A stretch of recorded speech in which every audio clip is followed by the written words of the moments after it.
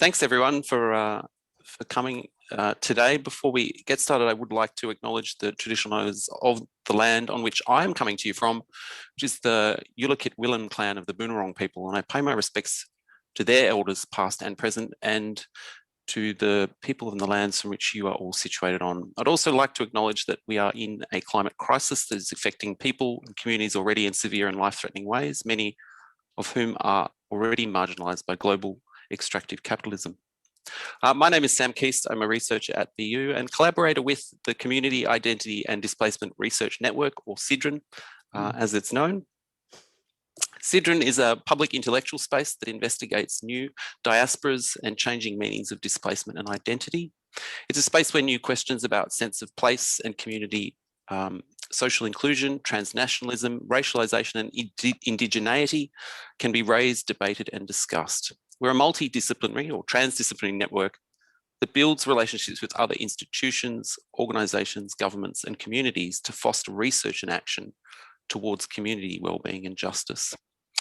So if you're interested in finding out more about our projects or upcoming seminars, you can find us at communityidentity.com.au. Perhaps I can ask Rashani or someone to put the links to our other socials in there. We've got past projects, as I said, publications that have come out of the group, and some video recordings, and hopefully today's recording will also be up there. Yeah, we'd love to hear from you. Just some small housekeeping before we start. As I mentioned, we are recording the session today. It's going to run pretty much like probably most of the Zooms you've been involved in. Mario's going to present for a while, and then we're going to invite people to ask questions or have a conversation. You're also free to use the chat function as a part of that. So we're really grateful and terribly excited to have Mario kick off our 2021 seminar series for CIDRN. Mario Peucker is a Senior Research Fellow at the Institute for Sustainable Industries and Livable Cities at Victoria University, and a Senior Fellow at the Centre for Analysis of the Radical Right. He's also executive member of the international think tank consortium CRIS, which is the Centre for Resilient and Inclusive Societies.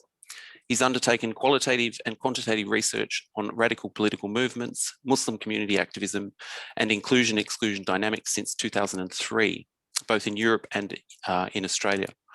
Mario has also contributed to consultations with various national and international agencies, including the United Nations, the Council of Europe, and the Organisation for Security and Cooperation in Europe. Today, he's presenting his work titled Exploring Far-Right Dynamics and Local Vulnerabilities, Insights from 3 Victorian Case Studies. It seems particularly pertinent given the headlines this morning I noted regarding ASIO redefining how they frame these kinds of dynamics. And while these groups are often painted as extreme, as outside, as other, Mario's work seeks to understand them as part of our communities, our societies, as belonging perhaps to a white settler history, framing them as angry expressions of citizenship rather than through exclusionary discourses of violent extremism. So I'll hand over to Mario and we'll come back at the end to have a conversation, have some questions. Thanks, Mario. Thank you, Sam. That was very nice. Thank you for the invitation. This is a special moment. I haven't presented this to such a broad audience, so it's really exciting, and I'm grateful to have this opportunity. I'm going to share the screen if I can. 1 second. So I just need at least one note that you can see it. Okay, thank you. So normally I would like to do this a bit more interactively and in a discussion, but I think in this particular case, it's probably better for me to just talk about some of the, so to frame it, to give you a bit of context first, and that probably takes about 15 to 20 minutes. And then on the last slide, where we look at different factors that influence vulnerabilities, I think we can do that a bit more openly, or I can just keep talking. Let's see how we go. But obviously use chat function and everything, and just get started. So the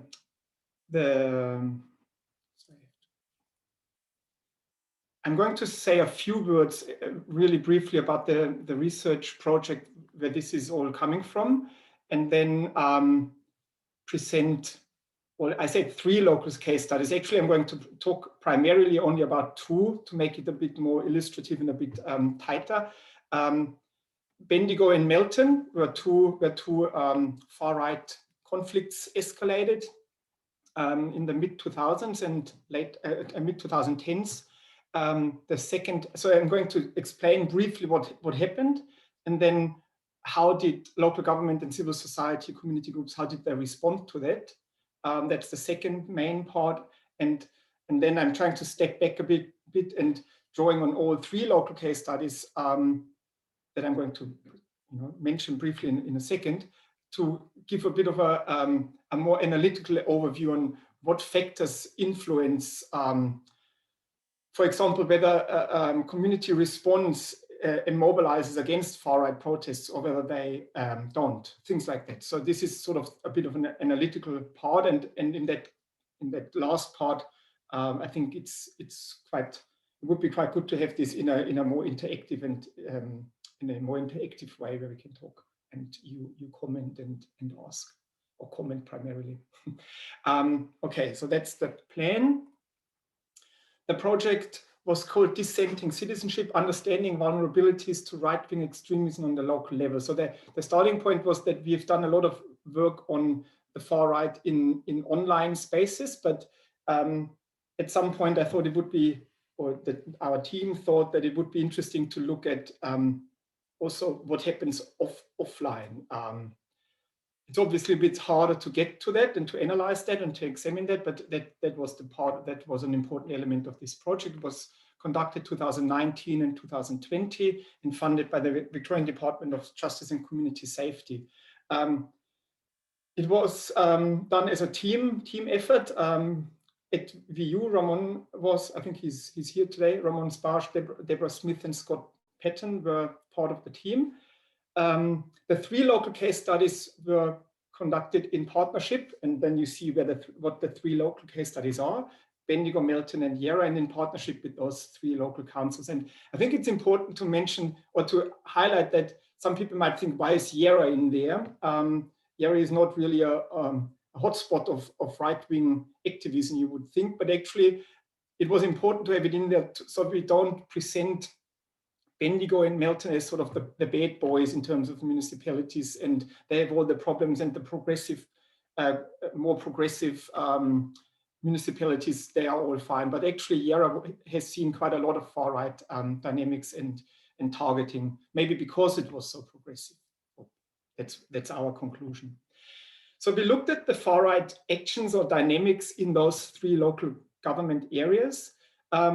That was sort of the starting point, but the key interest was actually to understand sort of the risk factors and also the protective factors within those communities. Why did the community respond in a certain way? Why did they not respond?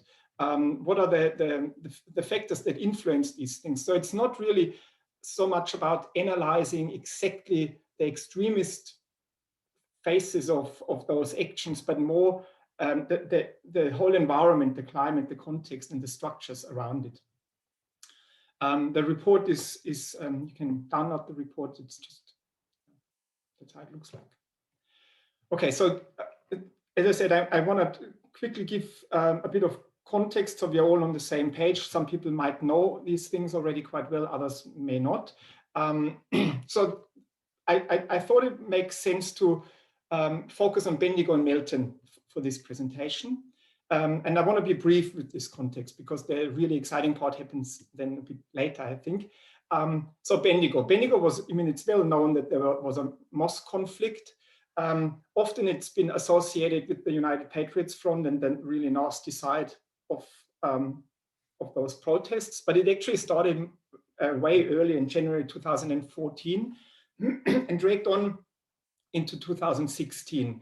Initially, it was an anti-mosque protest that started locally. So there was a local group that was against it, and that's often overlooked, and we often only look at the United Patriots Front.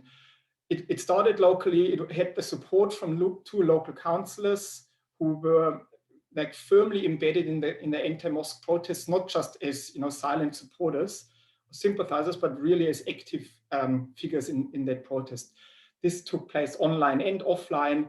At some point, the external influence increased. So it was increasingly co-opted by far-right nationalist groups that actually didn't care about that mosque in Bendigo, but they had their own agenda that was much more aggressive and in many ways extremist, I would say.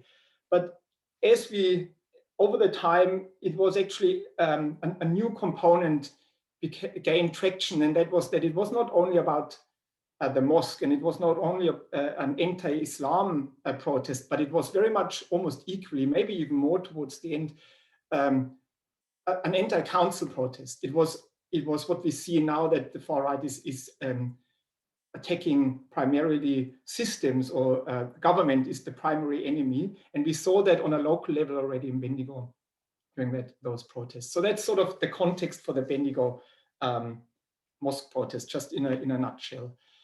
Melton was very different. Same time, or roughly the same time, probably slightly later. But in Melton, the city council rejected a mosque application, and WCAT overruled that and sent it back to the council and said, you have to reassess this. So it's a different starting point. This led to the first anti-mosque protests in Melton. The second protest in Melton was also related to Islam, or the Muslim community rather, at least on the surface. There were media reports by the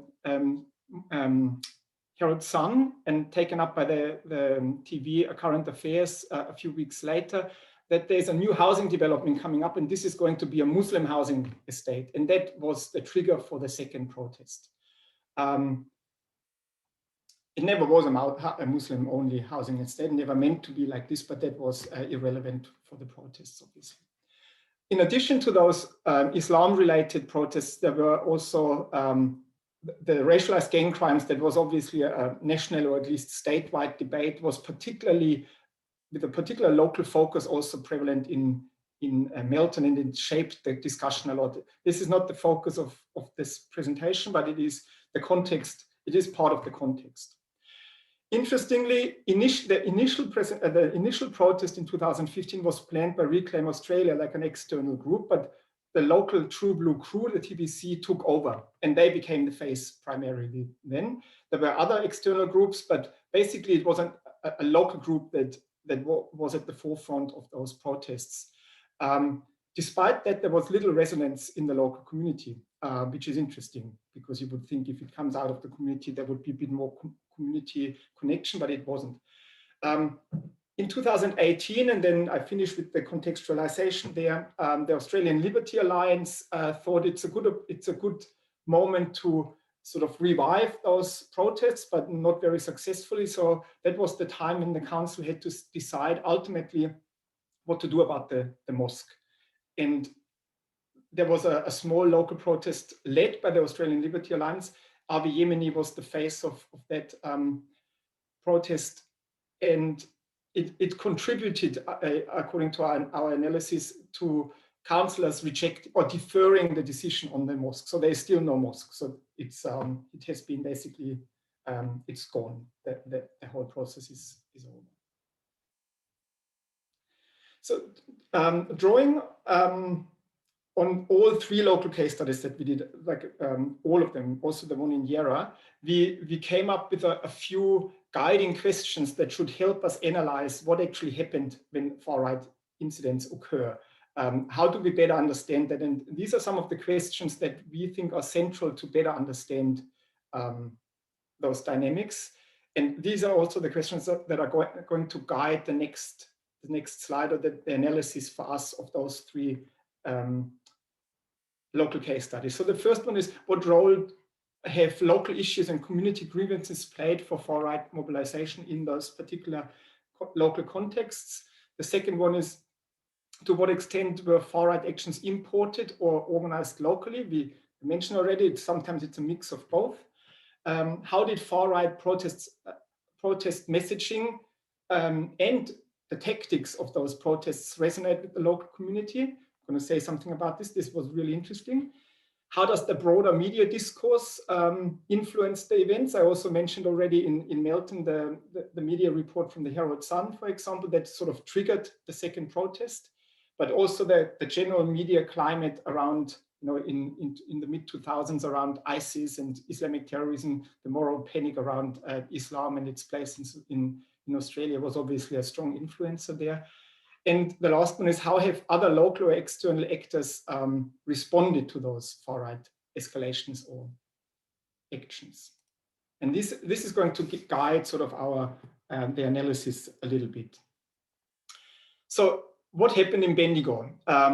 So after explaining the context a little bit, I want to dig a little bit deeper there. So initially in 2014, when it started, early 2014, it started at the public debate, the sort of the social norms, things that you could say to others, strangers on the street or in the supermarket, was dominated by the anti-mosque camp, basically. So that was a really interesting observation, that people who were actually in favor of the mosque, they felt they couldn't speak out. That was both something we saw online and offline.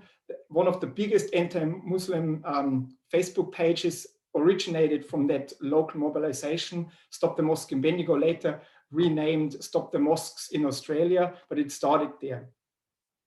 The top image that you see on the right-hand side, the weird black balloons, I put that there because it shows how the anti-mosque camp, or people in the anti-mosque camp, tried to actively intimidate the community and those who were in favor of the mosque. So those black balloons were tied to the near houses or at the houses of people who were known for their open pro-mosque and pro-diversity stance, including councillors.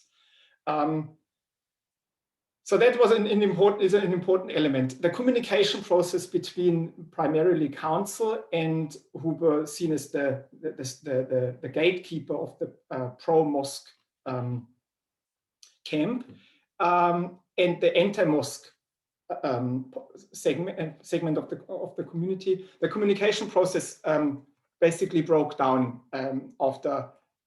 Oh, sorry. Trying to move the pictures away.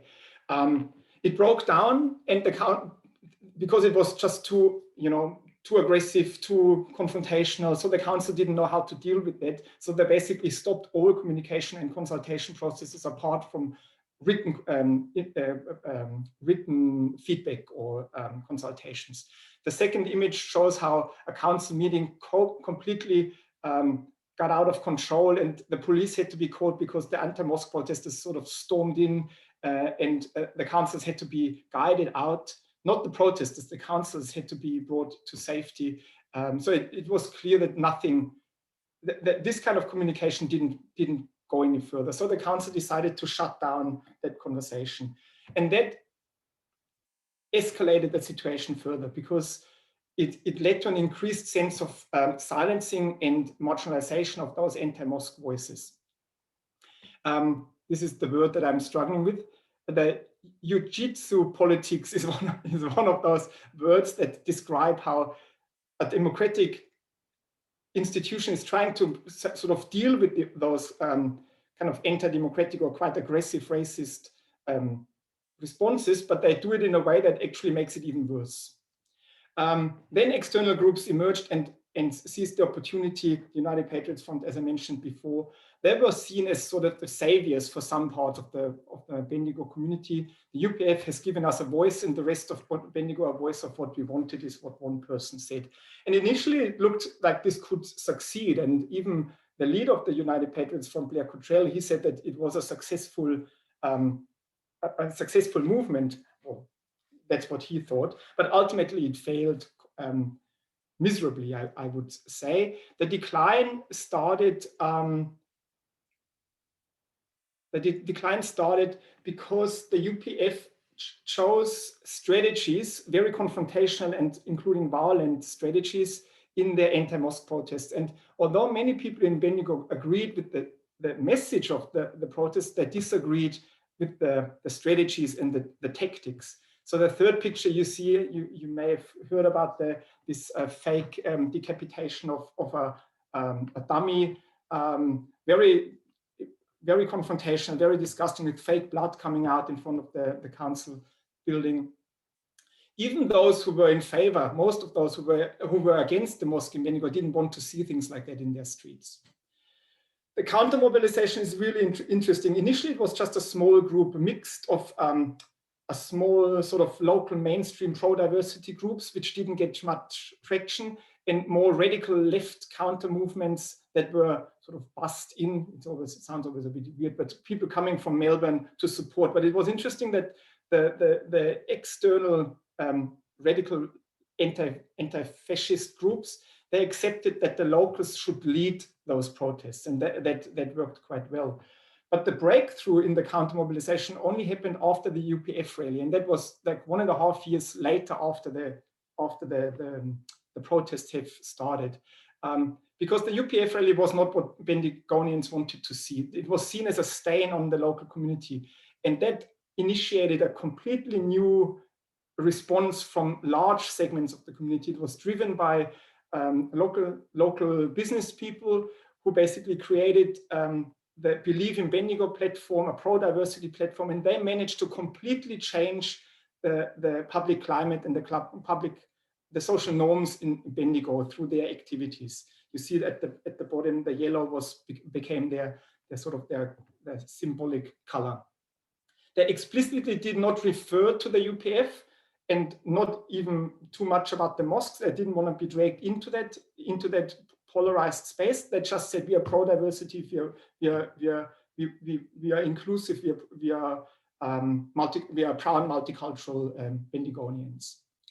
The political leadership was supportive of that, the council, but it was not the main driver. And that was probably a good thing, because the council has lost all credibility in those segments of the community, in the local community, that were skeptical or against the mosque. So at the same time, those events, the mosque events, were an enormous catalyst for long-term commitment in the local council to diversity and inclusion. And we saw that this has changed the way the council thinks about its approach to diversity fundamentally. I think last month or a few months ago, Bendigo was the first Australian city that was accredited as a welcoming cities by Welcoming Australia, a network of city network in Australia, the biggest one. So it made enormous progress. So they turned the climate around, but that doesn't mean that people who previously were against the mosque all of a sudden were in favor. And that's sort of the critical part of this, that it helped silence anti-Islam voices in Bendigo, but it didn't make them go away. Maybe a few less, but our interpretation is that they contracted into more politically and ideologically committed, some would say radicalized far-right segments in the community, and protests have gone on since then against the mosques. Very small, but very dedicated. And when we looked at the electoral outcomes, we saw that 10% voted for far-right parties, including Fraser Anning's and Pauline Hanson's One Nation party. But they are silenced, and that's an important element, and we're going to come back to that in a second. This one is hopefully a bit shorter, the presentation about the situation in Melton. As I said before, the trigger was completely different. The trigger was that the council was actually rejecting a mosque application, not pushing or sort of were positive or wanted to approve the mosque, or did approve. It was started in 2015. The True Blue crew sort of took the reign from Reclaim Australia, as I said before, but with little traction. Everyone was surprised in Melton. No one knew. Someone said that when they heard there was a protest in Melton, they thought that the news misspelled Melton, actually Melbourne. But they soon learned that this was not the case, and that it attracted quite a big crowd. The response was very different, or the counter movement, because the response was law enforcement heavy, stronger, more than in we've seen before proportionally. And it was dominated only by radical. When I say radical, I'm not saying this in a judgmental sense. I'm just saying that this is an anti-fascist dedicated socialist groups that organized the counter protests. There was no or hardly any local involvement in those counter protests. Interestingly, I also spoke to people who were involved in the counter protests, and they were also not welcome in Milton, maybe even less than the True Blue crew. So they were also harassed by locals on their way to the bus and to the train station. So basically, there was no local counter mobilization. It was complete apathy. People I spoke to from Milton said that the average person in Milton couldn't care less about those protests. It was not their fight, as one person said. The local council was a bit torn, didn't know what to do at this point. Ultimately, they permanently deferred the mosque decision in April 2018. And the people that we interviewed for the study, they said there were two sort of interpretations, but very similar. The first one is reflected in the quote on the left. You wouldn't want to say yes, meaning that the council wouldn't want to say yes to the mosque, because that's when the trouble would start again. The trouble meaning the right-wingers would come again. And obviously there wasn't enough support for the mosque to push it through. Like a very interesting and distorted idea of democracy, completely ignoring minority rights. So majority rights rules and nothing else. Others were also, even within councils, were critical of, or their interpretation was that the council deferred the mosque decision because they were looking for a reason to defer. They didn't want to face it. And they were also intimidated by the protests. As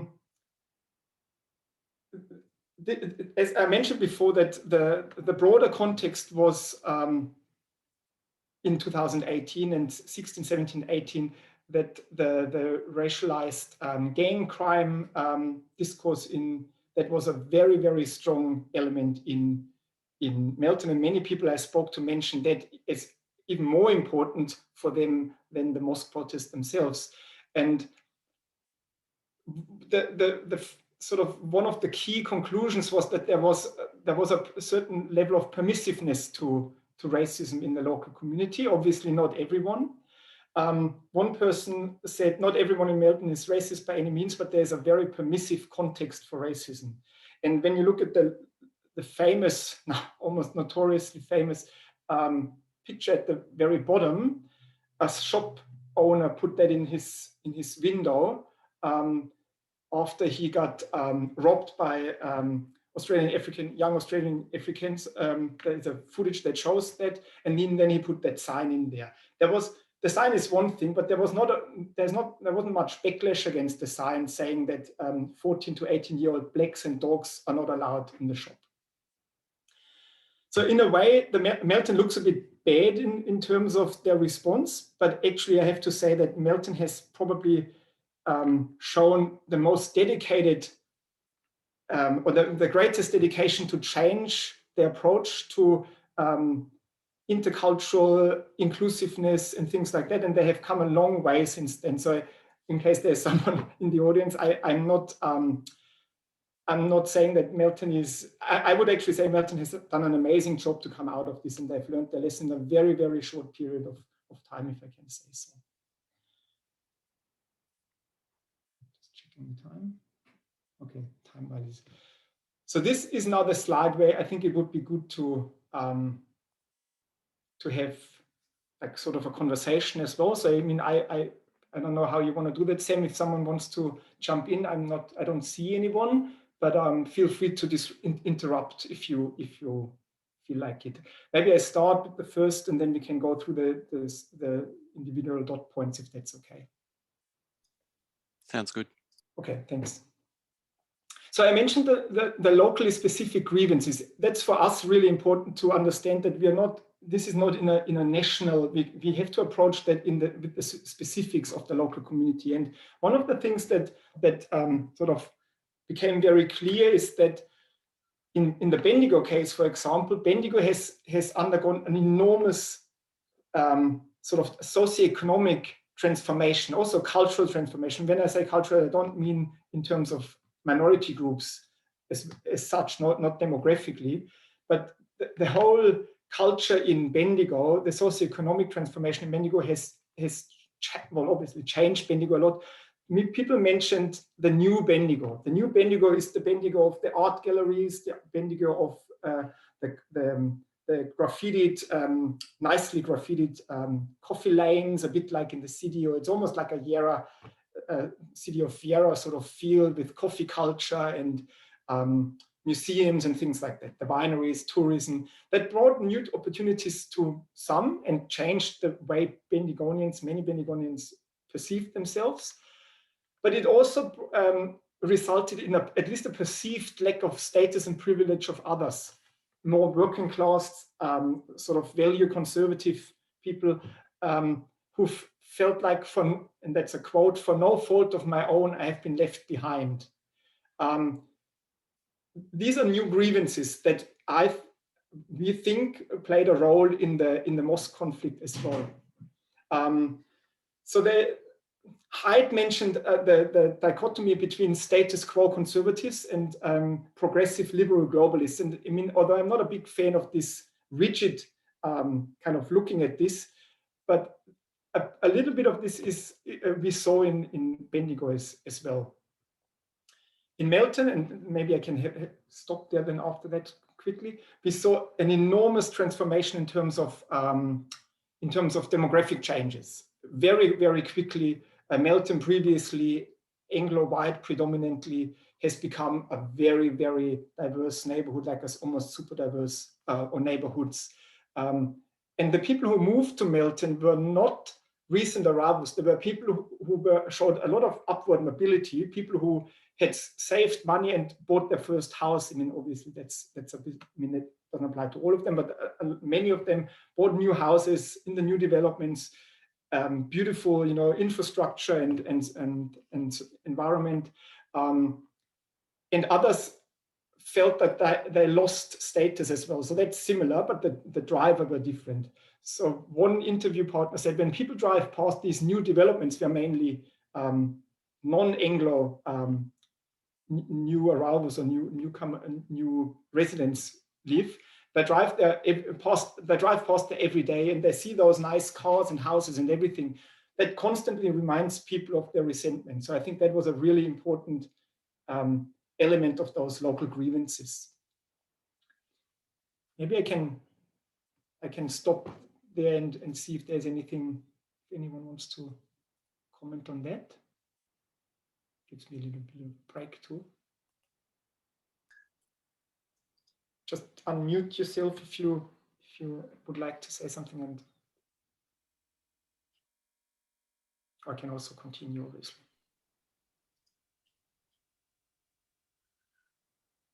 It's because I can't see you, then I have doesn't okay, look like we've got any pressing questions yet, but maybe. Okay, then the second part. I mentioned a little bit, I mean, I mentioned the counter mobilization. For me, one of the fundamental questions was, why didn't we see any counter mobilization, counter movements against the far right protests in Melton? It took a while in Bendigo as well until they emerged. So time is certainly an issue, because the whole protest was longer, over a longer period of time in Bendigo. But I don't think that this was the only reason. I think it has something to do, and that's what our research suggests very strongly, with the civil society structure and civil engagement in general. We have a very underdeveloped civil society structure in Melton, also given the rapid growth of the community. It takes a while, obviously, until you establish those new organizations, new neighborhood groups, and things like that. We looked at volunteering rates, for example, and that was a quite strong difference in Melton, one of the lowest in the state, 12.5 according to the census in 2016, whereas Bendigo is 23.1, much higher. Someone in Melton said to me that this kind of pro-diversity activism, standing up for multiculturalism, this is the hobby of the affluent and educated people like those in Yarra, but not us. So it tells us a lot about their self-perception and their self-image. We're not affluent, we are not educated, and therefore we don't want to stand up for pro-diversity. It's a hobby. I thought that was very interesting. And another more structural factor is question of time. I mean, volunteering research, repeatedly and very consistently emphasizes that time is an issue. People in Bendigo, they live and work in Bendigo. They don't commute far usually.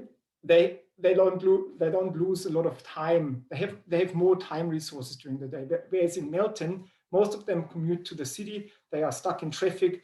Catching the train is horrific. Takes forever. Someone said to me they come home at 7:30 in the evening and they don't have any energy to do anything else. Someone also said they don't even have time to cook. That's why Melton has apparently the highest ratio of fish and chip shops. I'm not sure whether this is true, but that's what someone said to me, because people are just too tired. Local pride and positive local identification is something that we found to be a very strong influencer in whether a community is sort of resilient or vulnerable to exclusivist, divisive ideologies. In Bendigo, people, I mentioned the quote before, the protests were a stain on the community. People were not indifferent towards how their communities was being portrayed in the media and even internationally. And they said, well, this is enough. We are better than this, is something that a few people said repeatedly. There was a strong pride in the multicultural history with, during the gold rush, the Chinese, there was a strong pride that came out of this history. Whereas in Melton, the self-perception, although most people that I spoke to like Melton very much, but they said the perception is it's a town of bogans. We're just, crime is big and, no one wants to live here. It's awful. I like it, but no one else does. And we are just sort of seen as such. It's not worth fighting for a community like this. And that's one of the reasons a negative local identity, not feeling particularly connected to your local neighborhood and community, is certainly, or appears to be a factor that influences the propensity to engage and to stand up for your community in terms of countering far right or being vulnerable to their mobilization. There are a couple of questions in the chat there, Mario, if you can see those. I can't. Can you? Yeah, so the first one is from Neil Mini, saying that it's really seeing in the analysis the rise of white grievance politics and revanchism. Yep. And the question from Rita was just wondering if volunteering was low, why far-right activism was high, given that would also involve volunteering. Yeah, that's a good point. You don't need many people for those far-right protests to create some traction. I mean, there were 50 people from Melton who were active members of the True Blue crew. So I don't think that they would consider themselves to be volunteers. They were certainly politically active, most of them, at least all of them by default almost. But I mean, it's just one factor. It doesn't explain things, the volunteering rate as such, but it is one of many factors that help us understand the general climate and the general inclination to stand up, to do something, also in terms of commitment to your local community. I hope that explains that a little bit. And the white grievances, I mean, I think that's at the core that socioeconomic factors obtain a different dimension. You look for other explanations. I don't think that they would firebomb a museum or graffiti a binary because it's just a sense that they are losing something. I don't think that this is often very explicit or conscious. They are not in the, they just often feel, and I interviewed quite a few people in Bendigo who are in the far right corner, they just feel like they are losing out, that the Bendigo is pushing an agenda that is not theirs, and it wasn't theirs 10 years ago. So where is this all coming from? And my voice is not heard anymore. And it's partly because the Bendigo Council responded to that this way. I mean, I'm going to come back to that at the end of the slide. So the grievances is something that we need to take seriously if you want to do something about it. I think I'm going to come back to that in a moment. It's almost done with the slide, and then we can talk a bit more, I think. Related to the question of local pride and positive identity is the question of personal and structural connectedness. And I mentioned before, it does make a difference, and it has been made very clear to us in the research, whether you live where you work. It's not only the commuting itself, but it's also how you identify with your space. If you spend all your time basically in the community, work and after work, it's a different form of connectedness to that community. There was an interesting study, that's the second dot point down there, about the ethno-religious diversity and segregation. An interesting study from the UK, from Biggs and Knauss in 2013. They found leaked membership data from the British Nationalist Party, like a far-right party, pretty extreme or radical right-wing party. And they found the membership list, which leaked, and they analyzed where the people lived, who were predominantly lived, those who joined the party. And what they found is that they lived in places in England primarily, where there's a high level of diversity, but at the same time there's also a high level of ethnic segregation. That means the area might be diverse, but within those diverse neighborhoods there are pockets that are segregated. So in a way, that's how I see this. You see the other, but the other remains a threat because there's no engagement with the other, for example. And that's also the interpretation from Biggs and Knauss, that there's an increased threat perception, but reduced interpersonal contact opportunities. And that together contributed, or at least that's the argument, played a role in a greater vulnerability or propensity to join the British Nationalist Party. When we apply that, and I mean, we have to be cautious. We can't apply that to Australian, directly to Australian, or even to the case studies there. But when we look at Melton, I'm not sure how well you know Melton, but there's a new development in Melton. Divided, it's in Rockbank. It's divided by the freeway, but it's still Rockbank, both sides of the freeway. One side is predominantly Anglo-white, has always been there for a long time. On the other side, it's predominantly a new, like, emerging communities. I think it's predominantly Indian communities. So you have Rockbank as a diverse, if you look at the statistics, it's a diverse community, but it's highly segregated. That would be that would resonate with what Biggs and Knauss found. I'm not saying that they all joined a nation party or whatever, but this is an example. In terms of personal and structural connectedness, I put the structural in there because a lot of this is at least partially connected to or related to and caused by urban and spatial planning. So urban planning plays a major role, and there are so many different facets to that, from housing design to how you zone certain areas in new developments, and how you set up public spaces where people can come together. Zoning, for example, if the new developments have, for example, no place for local shopping anymore. So people don't go out and meet each other when they go shopping. They have to go to the big shopping centers that are outside their neighborhood.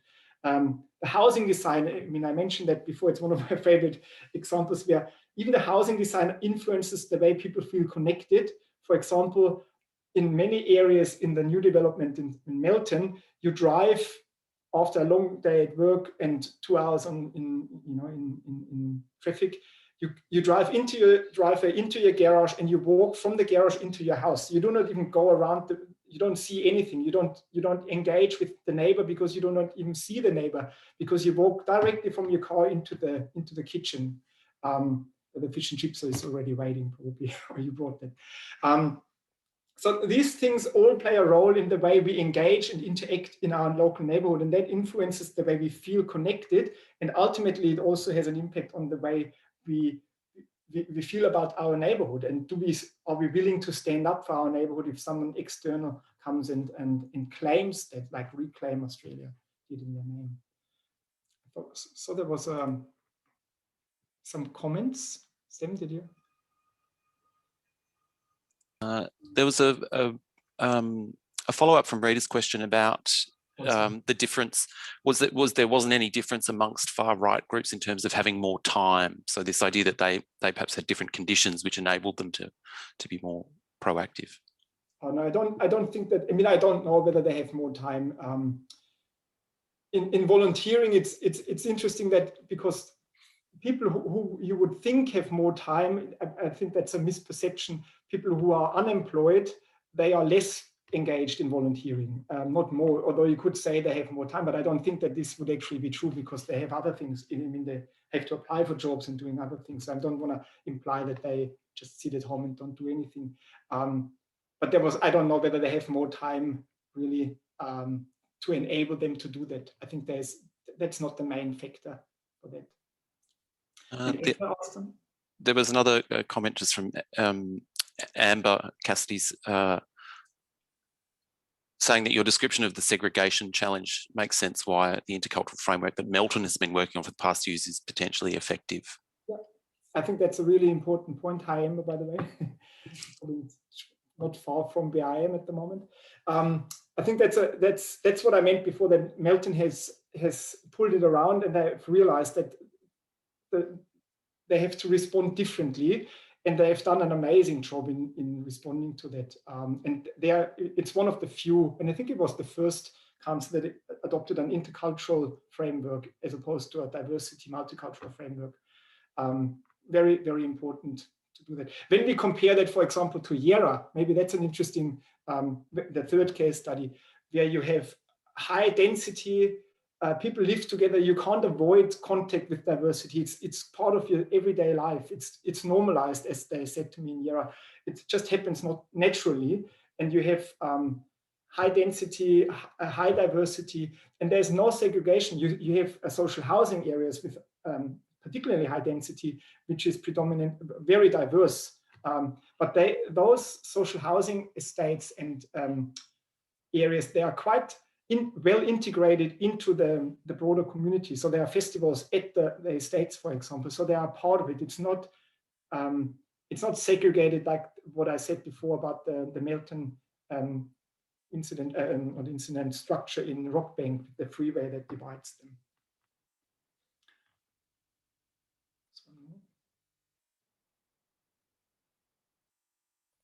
Okay, so I make a note of that intercultural, or maybe the intercultural framework in Melton, and then come back to that if that's okay. There was one comment about the intercultural framework. The political, I mean, I think I'm just checking the time. I think that's the political leadership. What I said before, in Bendigo, for example, it started to push a progressive agenda. Some people in the fieldwork said that this is the loud Bendigo against the local sentiment. So the question is, how far do you want to go as a local government to advocate and promote progressive agendas if your local community may not like that? So you might it might disenfranchise some people. So local government have to find a balance between being openly and explicitly progressive in their agenda and not losing the voices that may disagree with them. So it's really important to bring them all along. In Bendigo, my sense is, and that's based on also the research, it's not just a personal feeling, is that there is a significant proportion of the community that feels silenced now, and they hate the council because they feel like the council does not represent them at all. That's not a good environment. Maybe it's good for the public climate in general because they don't get the right to speak up, but it's not good for the community, for community relations in general. And that leads me to the last point. the most controversial one, maybe that's why I left it to the end. How do we respond to those that disagree with the progressive agenda, and maybe even those who express racist views? One example that I always use is a youth club in Yarra, where a person comes in and expresses racist views. What do we do with that young person? Do we send him away and say, we don't want you here anymore in that youth work? Obviously, we don't want to endorse that and give racism a platform, but how do we deal with individuals who have such views? Do we engage with them? And if so, how? Is there a chance to transform those conflicts, those tensions into something bigger or better? That's a big question, how to do that. It's probably something that needs to be done on a personal level, like between two people, not as a collective, not as a group.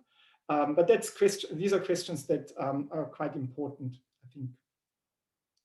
I mean, that's pretty much it. I mean, this is not so important. It just shows you the segregation in Melton, just as an example. But otherwise, that's all I wanted to say. And maybe we have at least 5, 6, 7 minutes for a few questions. Or yeah, there's some other.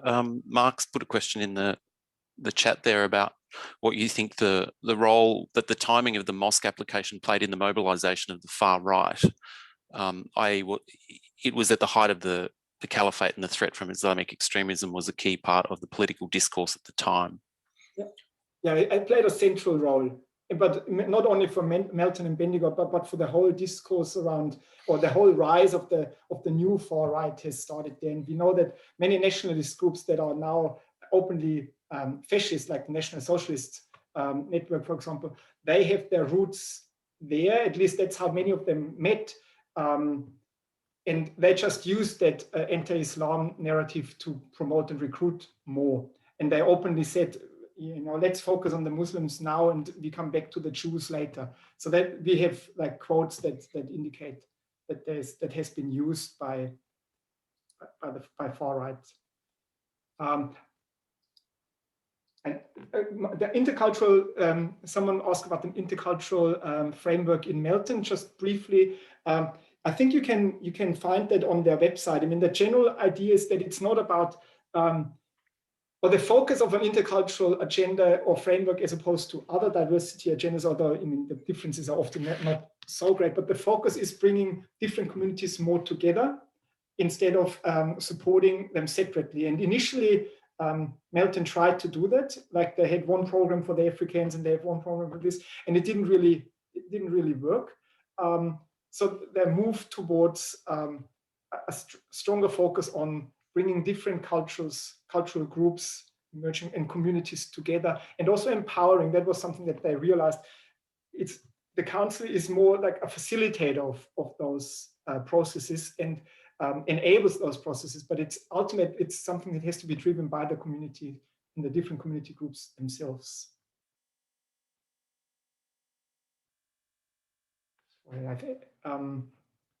Can I close the screen, or does anyone want to refer to some specifics on the slides?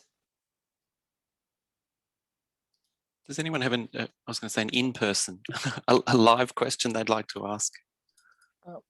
Sam, I've got a sort of a question. Thank you, Mario. Mario, that was great to hear about all of that work. And as you were talking, I was thinking about privilege, place, and people's ideas and connections to land and so forth. And I wondered, in all of this, does matters about Indigenous sovereignty arise in any of the discourses, and how might that influence it? And even how does that relate to or link to the intercultural framework? I don't actually know about it, but it'd be interesting to think about where that sits in relation to that, because a lot of this, I think Nomini points this out, is through the sense of white grievance, and I'm thinking, well, what does it look like from another perspective, and is that perspective evident in any of this? It didn't come up often, the question of Indigenous communities and their status, but in the interviews it did, in the interviews with people from the far right, and in Bendigo also in the context of the council wants to push a progressive agenda, but when it comes to responding to Australia Day, for example, they were very, very reluctant to go there. They said, let's not go there. We acknowledge that it is a controversial thing, but we still celebrate Australia Day the way we've always done it. So there are tensions where, well, this kind of narrative reaches a limit in the local leadership where they feel uncomfortable. There's certainly a strong sense of discomfort that is not a positive sense of discomfort, because it's sort of paralyzed. They say this is going too far. In the interviews that we conducted with far-right people from the communities, they have a strong sense that they are all pro-Indigenous, and the real Indigenous want Australia Day. I mean, I'm using Australia Day as an example, like assimilationist views of Indigenous communities. As long as they support our views, it's great to have them on board. But I mean, it was driven by the white dominance, by white privilege and white power. When I say white power, not that white power, but the sense of having control of the narratives of what Australia or our local community is.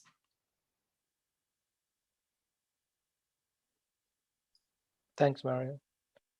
Mario, you did say the report is available now, isn't it? Yep. Yep. I think someone was asking about that. Just trying to... So, Mario, will you be able to share these slides, or we can just point people to access the report via the link in it, or we can put the link up on the slides are. Or we can just put the link up on the Sidran site where your talk is, and people can download it from there. The only thing is that the images that I used, some of them or many of them are from sort of, they're not mine. They're from the internet, from ABC or SBS. So okay, we don't want to get you in trouble for breach of copyright, so we'll just take the link. If you use it internally, I have no problem with that.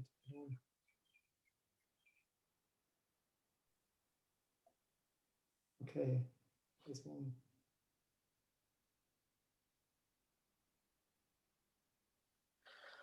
Is that it, Sam? Looks like it. I just before I thank Mario, I just wanted to let people know our next seminar, which I think is going to be around the 22nd of April, 1 o'clock, is going to be Dr. Pilar Casat from Curtin University, and it's titled "Nobody Gets to Rewrite These Things. These are my histories, epistemologies of women of colour in art for social change," which should be amazing. So we will post details of that on the website. But I think we're finished, and there's lots of thanks in the chat for Mario, and thanks. I hope I didn't talk too much. I mean, I did. I know I did actually. It was all good chat though, Mario. It was terrific. Thank you. That's great. And maybe we'll get Nelmini, who's made some comments there, to come and speak to us as well at some point. I mean, feel free, obviously, to get in touch, and I mean, we can always have a conversation about these things as well. Time is always, in presentations, I mean, time is always scarce. But thank you. Thank you, Mario. Thanks, Mario. Thanks, everyone, for joining us.